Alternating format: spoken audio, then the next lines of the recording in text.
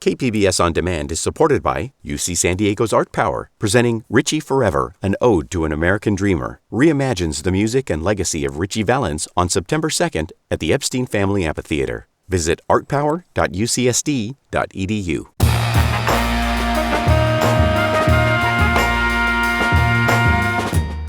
Welcome in San Diego, it's Jade Hindman. On today's show, from balance and motherhood to humor through hard times, some of the featured authors at this year's KPBS Book Festival are centering wellness in their writing. We'll hear from them. This is KPBS Midday Edition, connecting our communities through conversation.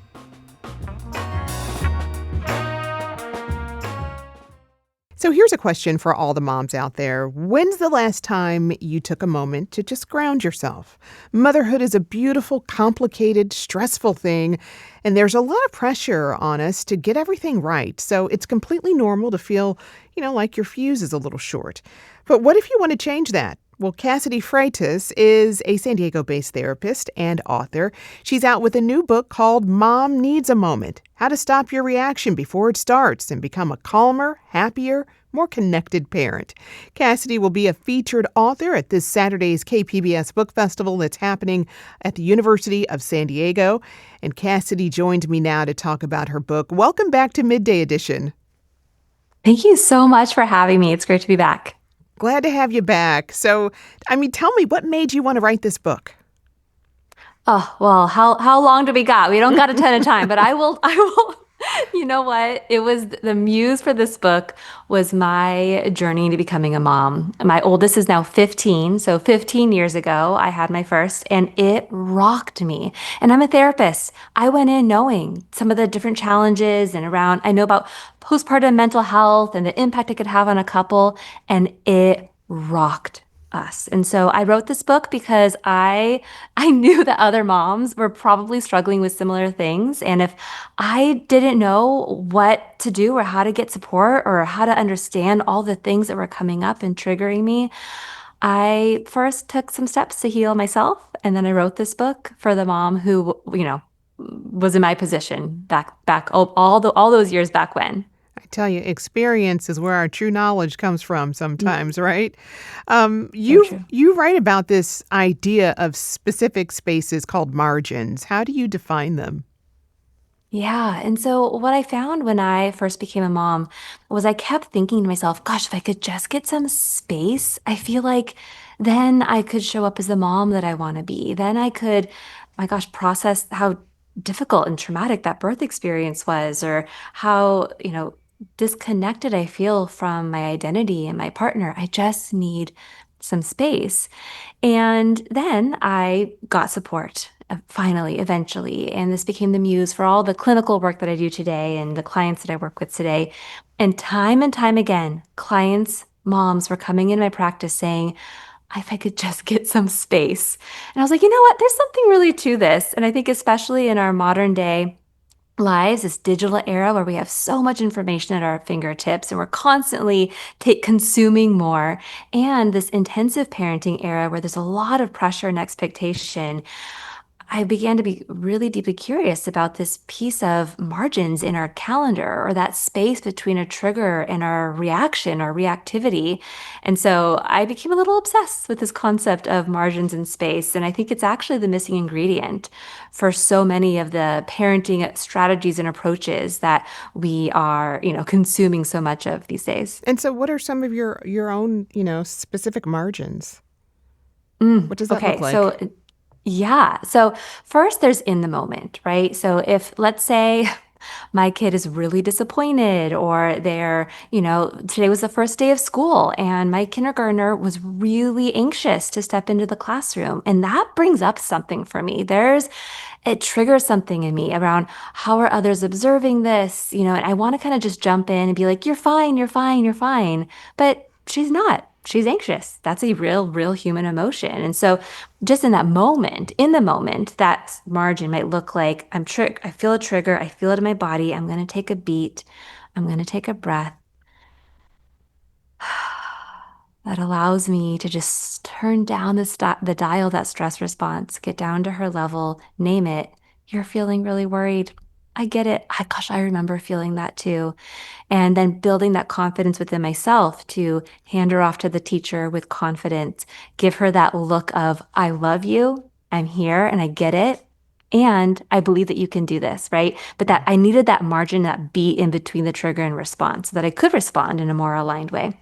And then outside the moment, gosh, never underestimate like 15 minutes in your car before you pull into the driveway where you don't consume anything, put your phone down, no podcasts, roll down the window, just for our brain and our body to kind of, regulate and reset and resource before this big transition into walking into our home.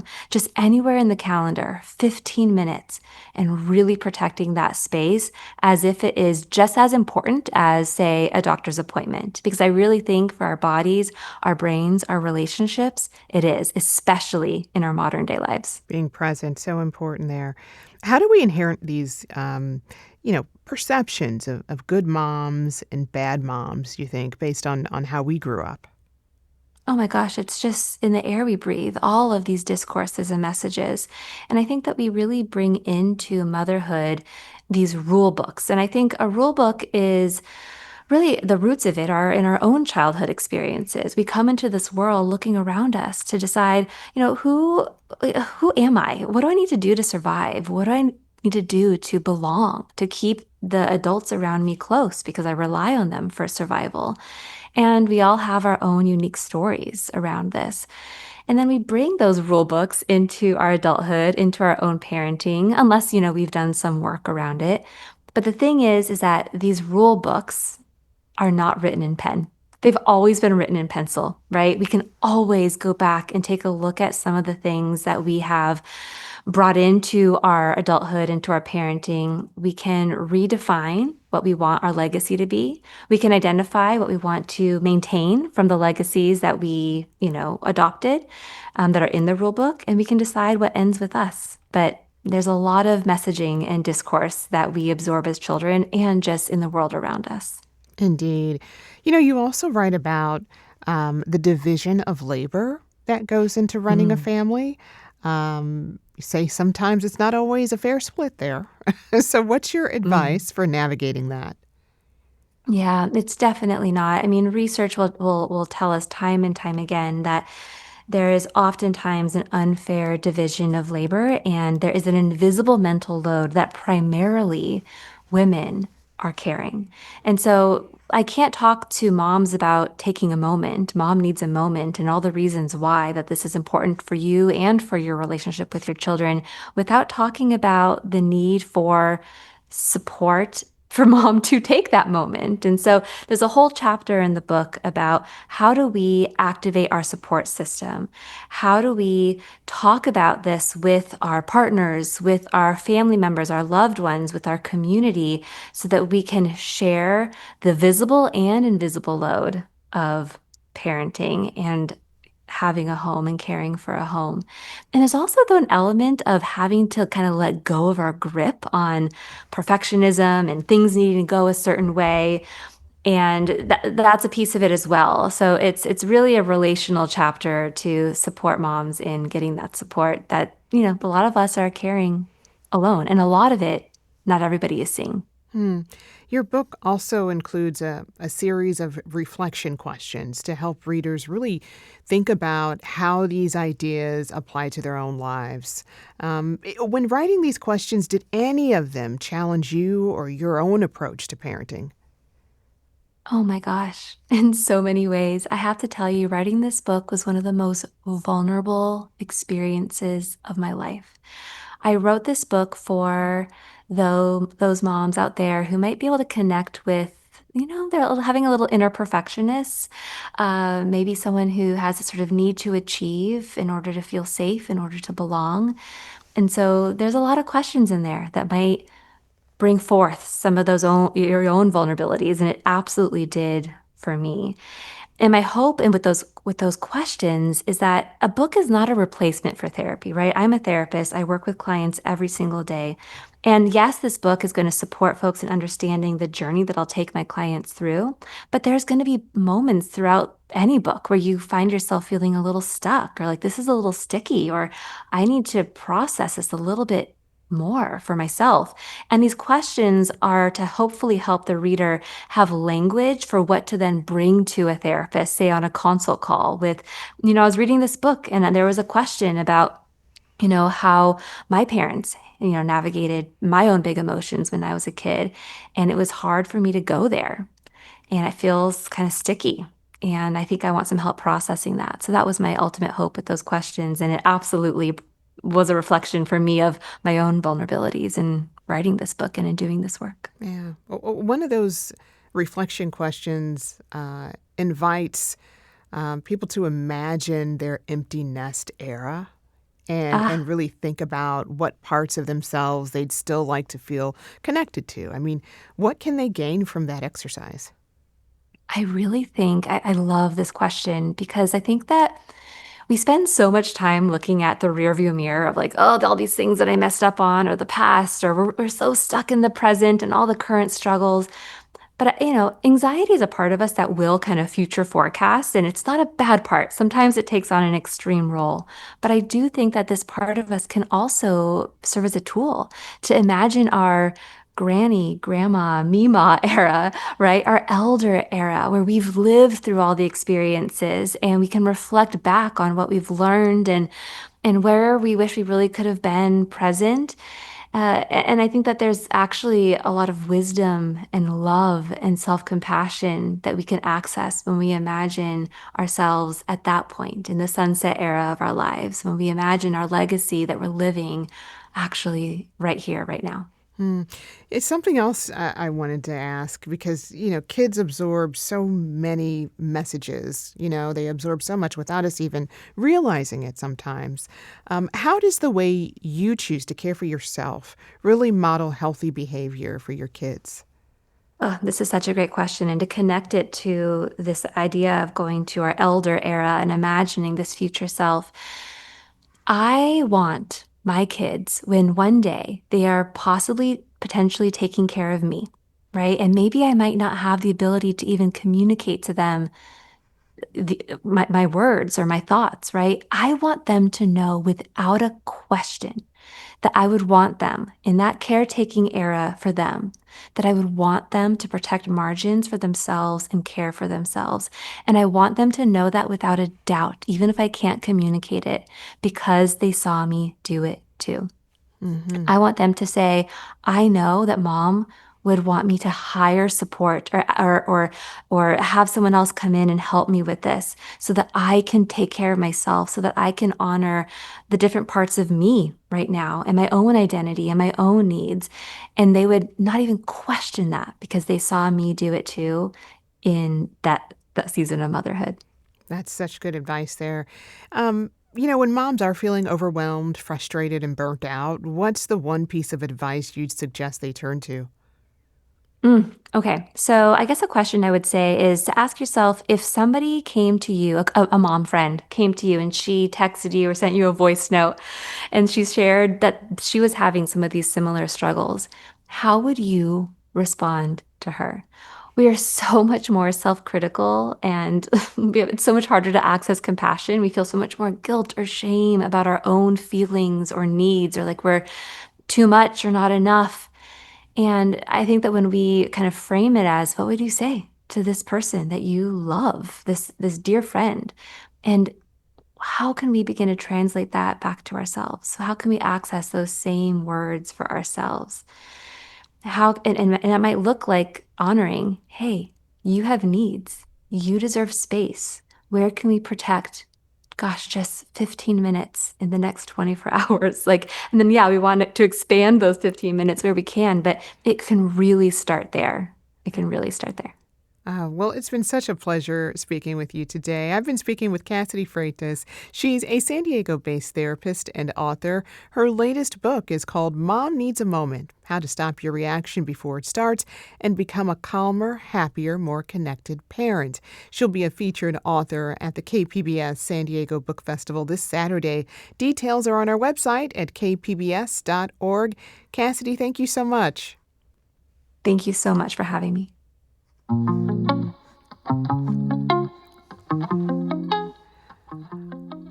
Up next, our next featured author talks about finding the humor in tough situations. KPBS Midday Edition is back after the break.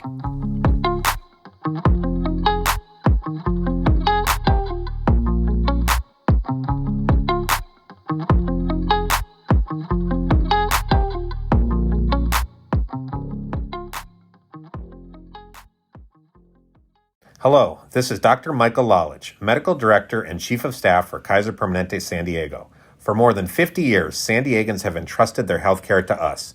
Our care and coverage connect to provide medical care tailored to each member. With our integrated network of primary and specialty care, we work together using evidence-based medicine to help deliver positive results. We believe in a healthy and engaged life with good beginnings and dignified endings. We believe that life, liberty, and the pursuit of happiness requires total health, including equal access to high-quality, affordable health care. At Kaiser Permanente, our cause is health. Our passion is service. We work to help make lives better. To learn more, visit kp.org/San Diego. Welcome back to KPBS Midday Edition. I'm Jade Hindman. You know, the world's a funny place. There's humor all around you if you just look for it. From the absurdity of office politics to the kids bickering next to you in the grocery store, even the painfully mundane can really be hilarious. But sort of welcoming more laughs into your life is really no funny business. There's a whole science behind it. Chris Duffy is a comedian and host of the podcast How to Be a Better Human. His latest book is called Humor Me: How Laughing More Can Make You Present, Creative, Connected, and Happy. Chris will be featured at this weekend's KPBS San Diego Book Festival on Saturday. He joins me now to talk about his book and the power of a good laugh. Chris, welcome. Thanks so much for having me, Jade. It's a pleasure to be here. Glad to have you on. So listen, this book, it begins with an 11-year-old named Gary. You call him the funniest person you've ever met. Why? Well, I was a fifth grade teacher at the time, and Gary was one of my students. And he was not a particularly well-behaved student, but he was the one that is the funniest person that I've ever met in my entire life because at one point, Gary got a job for himself as the food critic for the school newspaper, reviewing cafeteria food. And so he would have these columns in the school newspaper where he would review like cafeteria pizza at the public school. And he would say, "This dish originally from Italy looks like cardboard when it is served." And just the way that he was able to reframe these really basic, mundane pieces of the school experience, they made me laugh so much. And they changed every day I walked into the cafeteria. And I would think, like, what's Gary going to say about this one? Oh, no, it's a hot dog day. That's going to get a real pan or something like that. That's genius, really. It is. Oh, it's incredible. Yeah. He's a true genius. When you're very clear that this book is not a manual for stand-up comedy. So if it isn't that, what is the book? Well, I think that a lot of times when people think about having a sense of humor, a good sense of humor, they have this, to me, a misconception, which is that it's about telling jokes and making other people laugh and being the center of attention. But to me, a great sense of humor means that you walk through the world and you see the funny, the strange, the bizarre, and the delightful, and you appreciate them. You're able to laugh at yourself and the absurdity in the world. So it doesn't necessarily mean you ever share that publicly or even with anyone else, but it's having that ability to see and notice and laugh to yourself about things rather than taking everything so seriously. And I think we need a lot more people who can laugh at themselves these days. I think that's a real shortage in the world right now. I couldn't agree more. Listen, you really urge people with that in mind to take the social risks, to invite more humor into their lives. So what might that look like? Well, the most basic version of this is like when you're having a conversation with someone you don't know all that well, right? Really good friends, we tend to have deep belly laughs with them all the time because we know each other so well. But someone you don't know as well, you probably are having a really predictable conversation. Hey, how are you? Good. How are you?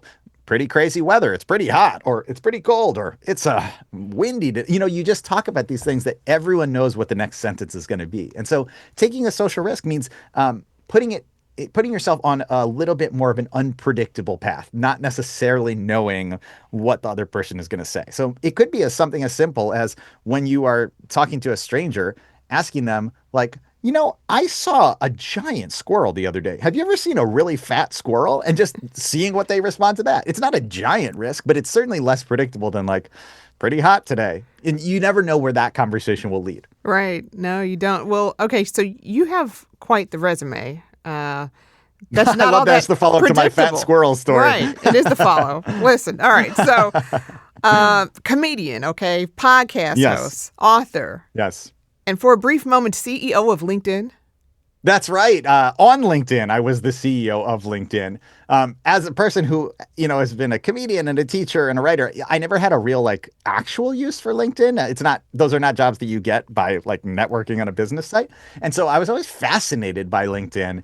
And I decided that I would see what it was all about. And the first thing that struck me was that you put your job on there and they don't check. Like if you say you work at Nike, they don't email Nike to make sure you work there. And that struck me as bizarre and kind of insane. So I wanted to see, like, can you really say you work anywhere? So I made my job CEO of LinkedIn, and I clicked save just to see if they would let me do it. And I thought, surely it'll say no. But not only did it let me do it, it sent an email to everyone in my contacts saying, congratulate Chris on his new job. He's now the CEO of LinkedIn, which is a funnier joke than anything I've ever written in my entire career.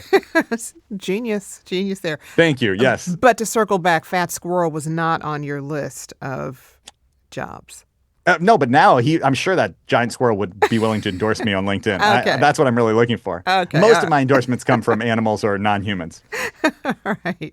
Listen, well, sometimes looking inward, as you say, is really the key to a good laugh. But how can we laugh at ourselves in a playful way that's not too self-deprecating? Yeah, I think this is a line that it's an important one, right? You don't want to bully yourself. Or sometimes people do this thing where they make other people laugh by pointing out things that they're truly insecure about. And I think that is not always healthy.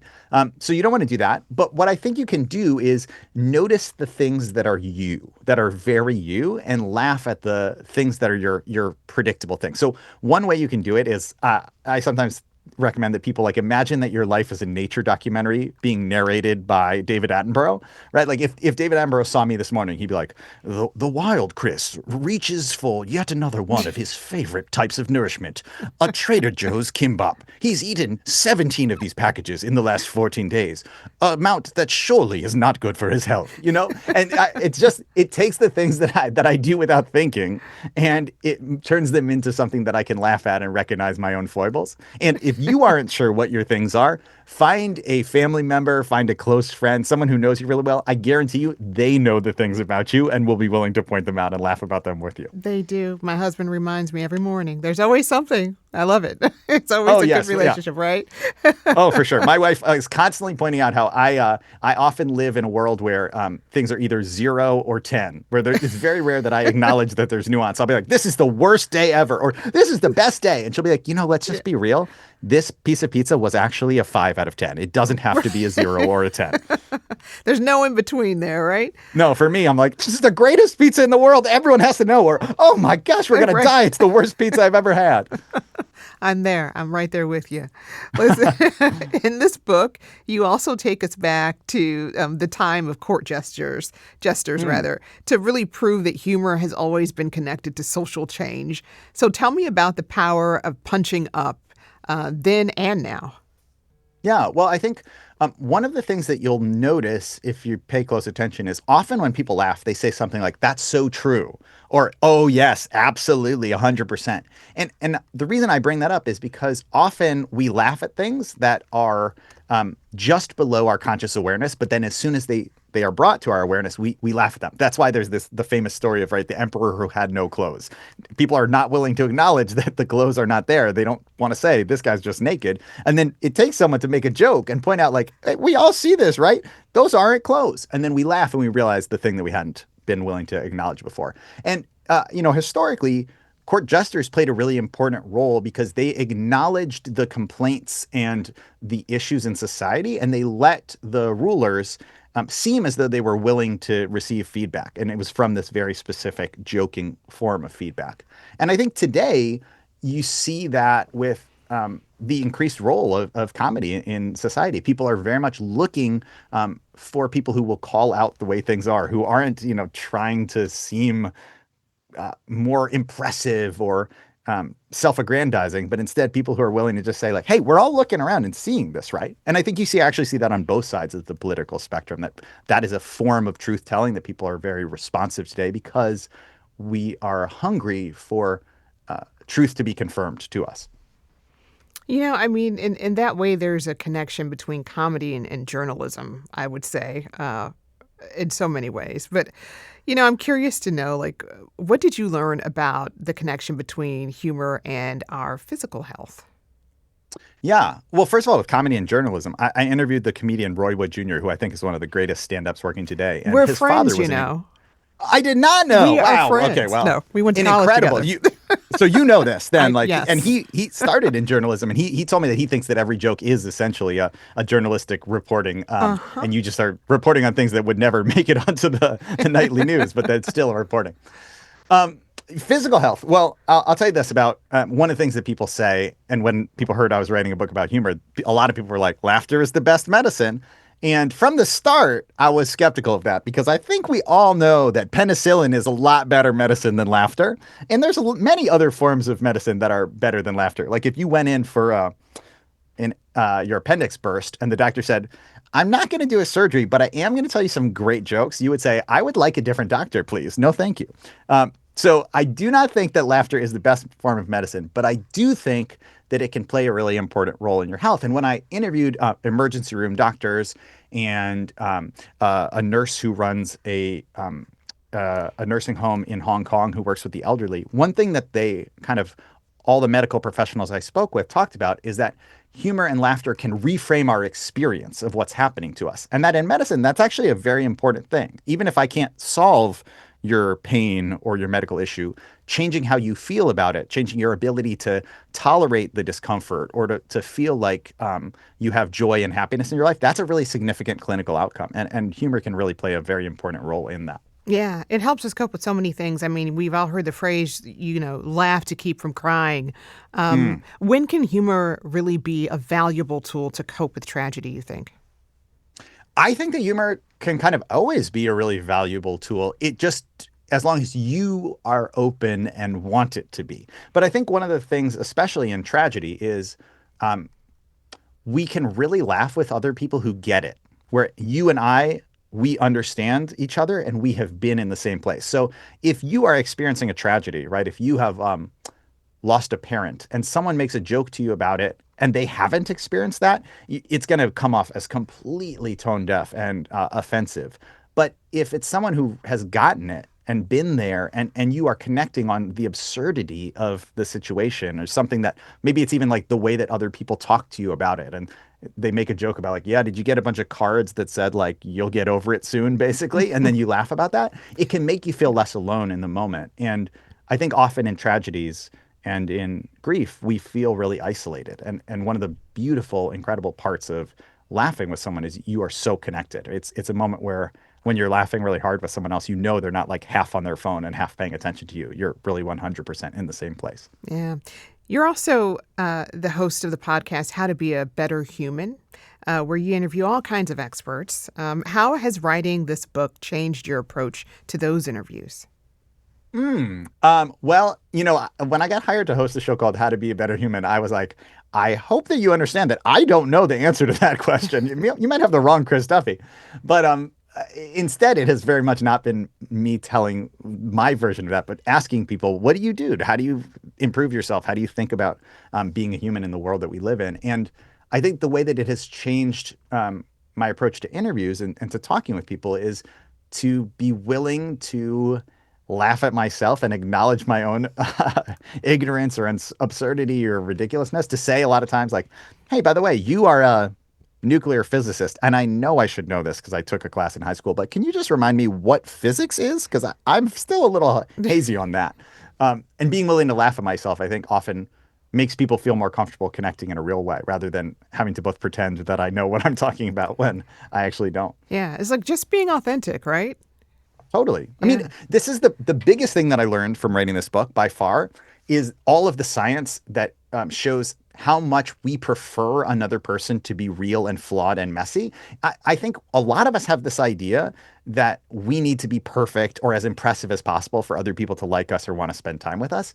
But then when you think about these perfect people that you run into, the person who is like, I make $1 million a year and I have a six-pack and my kids are going to Harvard and also I'm working at the soup kitchen today. Like, though that person is either someone you absolutely hate or at the very least you are intimidated by. Whereas the person who has like a stain on their shirt and looks a little frazzled but says like, hey, I would love to help you out and like, let's connect, but also can you tell me, are my pants on backwards right now? Like that person is such an easier person to talk to. And it's not to say you have to be an extreme version of that, but there's so much research that shows that we like people who are imperfect and that they would like us more if we authentically revealed our imperfections to them as well. Yeah. Hey, towards the end of the book, you warn readers to be careful of bad jokes and bullying and, the dark side. So tell me, what is the dark side? Well, if you think about humor as just getting people to laugh, you can make people laugh at terrible things. And, if you think about the classic bully, right? If you just picture a bully in your head right now, one of the things you might be picturing is a bunch of kids in a schoolyard pointing and laughing at someone, right? So it's not like laughter is in and of itself always a good thing. And I think we have to be careful about where that laughter is coming from. To me, good humor is connecting us to other people, is making it so that our imperfections are relatable and not something that we are dwelling on. And it is having fun. I think the bad humor is where it is excluding people, where it is bullying, where it is trying to make yourself the center of attention at other people's expense. And I think one of the biggest misconceptions people have is that you have to be the one who is on the platform making people laugh. And I love stand-up comedy. I am a stand-up comedian. It's not like that's necessarily bad, but to think that that's the only way that you can have a sense of humor, I think leads a lot of people who are not skilled at stand-up comedy to then kind of dominate, take over conversation and say things that are offensive or cruel. All right. Well, we look forward to seeing you at the book festival. I've been speaking with Chris Duffy. He's a comedian and host of the podcast, How to Be a Better Human. He's also the author of Humor Me, How Laughing More Can Make You Present, Creative, Connected, and Happy. Chris will be a featured author at this Saturday's KPBS San Diego Book Festival. Again, it is free and open to the public. Details can be found on our website, kpbs.org. Chris, it's been a pleasure. Thanks again. Thanks so much for having me. Please come to the festival and tell me all the ways you disagree with the things I said in this interview.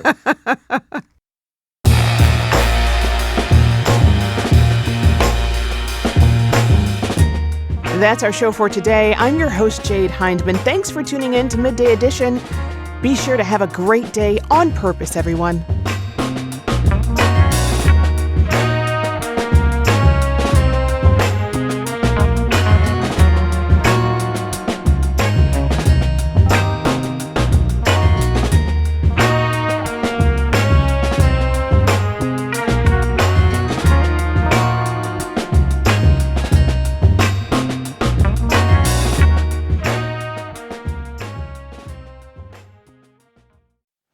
Here in Southern California, we know all too well the devastation wildfires can cause. That's why our mission is to stop the next one before it starts. I'm Brian D'Agostino, leader of SDG&E's Wildfire and Climate Science team, and we've built one of the most advanced wildfire prevention programs in the country with a team of world-class meteorologists using artificial intelligence and real-time weather data, all to help keep our communities safe. We're also building a stronger grid and using public safety power shutoff when necessary because, believe me, I've seen firsthand how unpredictable wildfires can be. But here at SDG&E, we face that uncertainty head-on to help keep you safe. Learn more at sdge.com/wildfire safety.